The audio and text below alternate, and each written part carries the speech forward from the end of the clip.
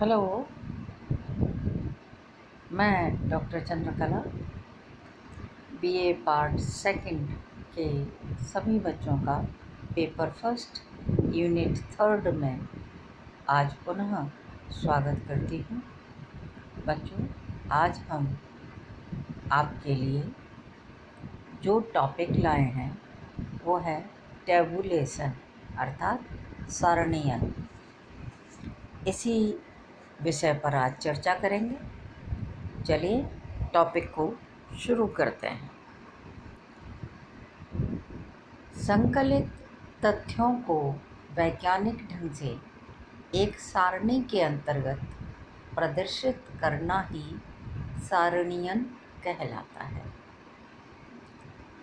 सारणीयन के द्वारा उनको जो अंकों से प्राप्त सूचनाएं हैं उन्हें स्पष्ट किया जाता है। समस्या की व्याख्या स्पष्ट रूप से करने में हम सक्षम होते हैं तथा टेबुलेशन के माध्यम से आंकड़ों से यथोचित निष्कर्ष निकाले जा सकते हैं। तो बच्चों, ये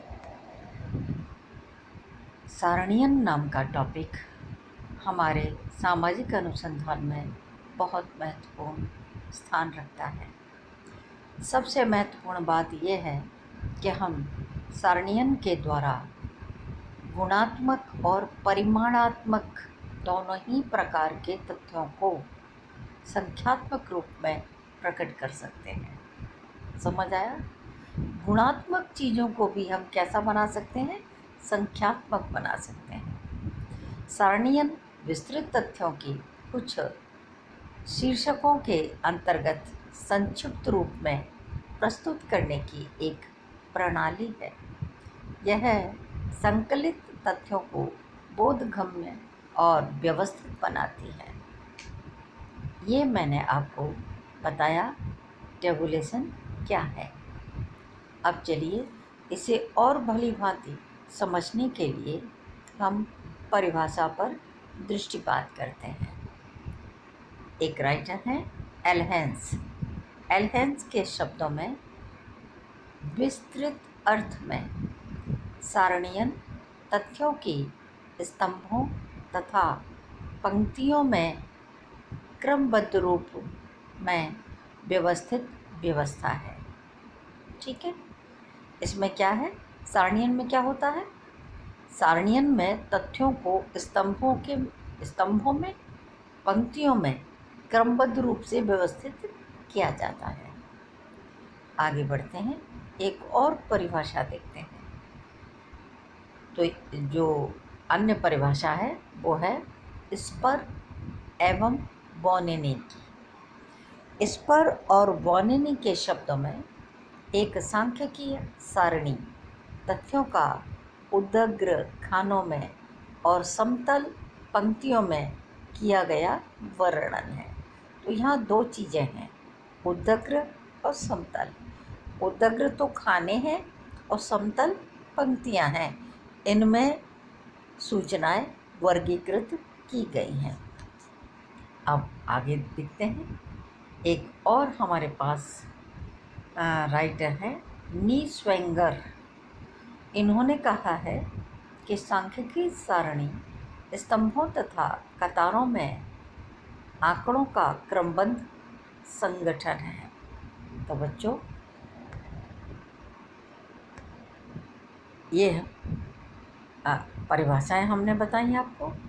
इन परिभाषाओं के आधार पर निष्कर्षतः कहा जा सकता है कि सारणी एक वैज्ञानिक एवं व्यवस्थित प्रक्रिया है जिसके अंतर्गत स्तंभों एवं कतारों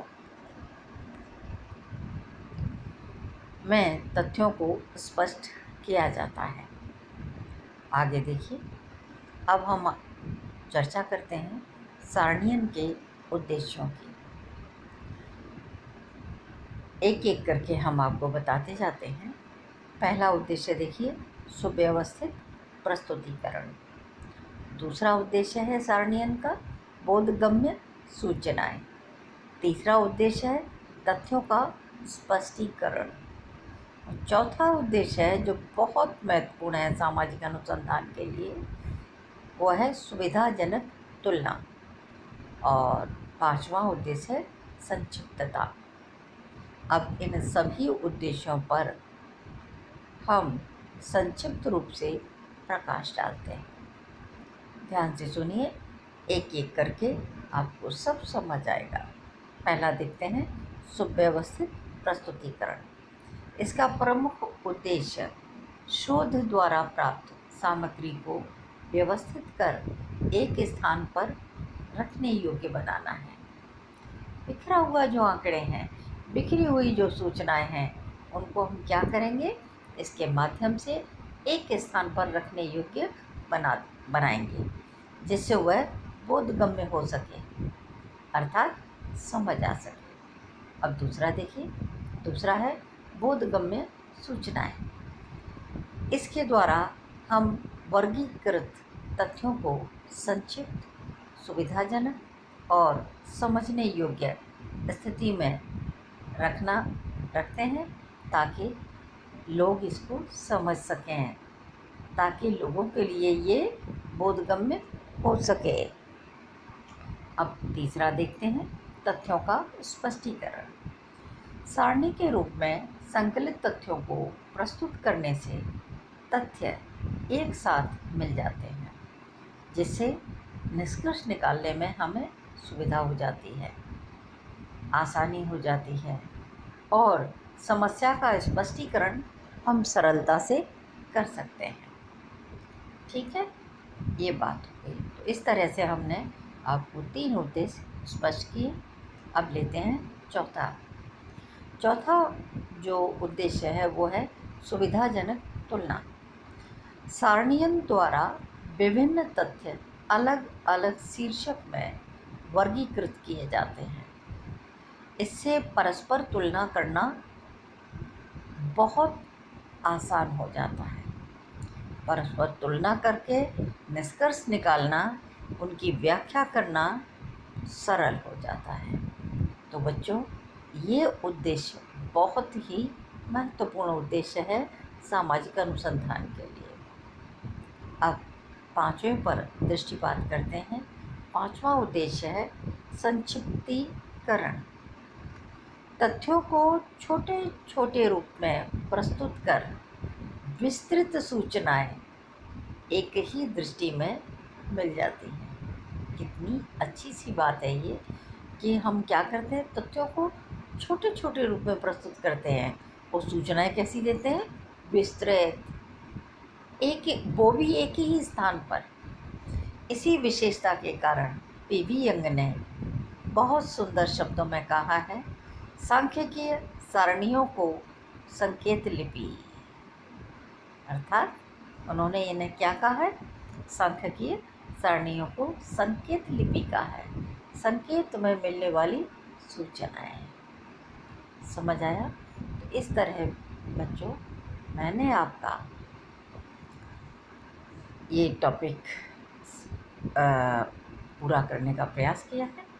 इसमें मैंने आपको सारणियन का अर्थ बताया है, सारणियन की परिभाषाएं बताई हैं और सारणियन के उद्देश्य बताए हैं।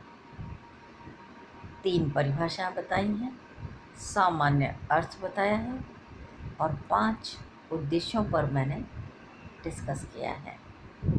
तो बच्चों, मुझे उम्मीद है कि आपको आज का टॉपिक अच्छा लगा होगा, समझ आया होगा। फिर भी अगर आपको कोई भी क्वेरी है, कोई भी बिंदु समझ नहीं आया है, तो आप मुझसे हमेशा की तरह कांटेक्ट कीजिए और अपनी समस्या बताइए कि हमको ये समझ नहीं आया है। हम वही चीज़ आपको पुनः समझाने का प्रयास करेंगे। इस तरह से कल फिर इसी टॉपिक को कंटिन्यू रखेंगे और इसमें आगे सारणियन के लाभ क्या हैं, सारणियन का एक अच्छी सारणी के लक्षण क्या हैं, आप कैसे पहचानेंगे कि सारणी अच्छी सारणी कौन सी है। और सबसे जो महत्वपूर्ण टॉपिक है उस पर चर्चा करेंगे आगे कल या परसों में, वो है एक अच्छी सारणी निर्माण करने के तरीका क्या है। वो आपके लिए बहुत ज़रूरी है, क्योंकि सारणीयन हमारे सामाजिक अनुसंधान का बहुत ही महत्वपूर्ण चरण माना जाता है। और इस वजह से इस टॉपिक को जितना अच्छा हम सीख लेंगे उतना अच्छा अनुसंधान करने में हमको सुविधा रहेगी। ठीक है।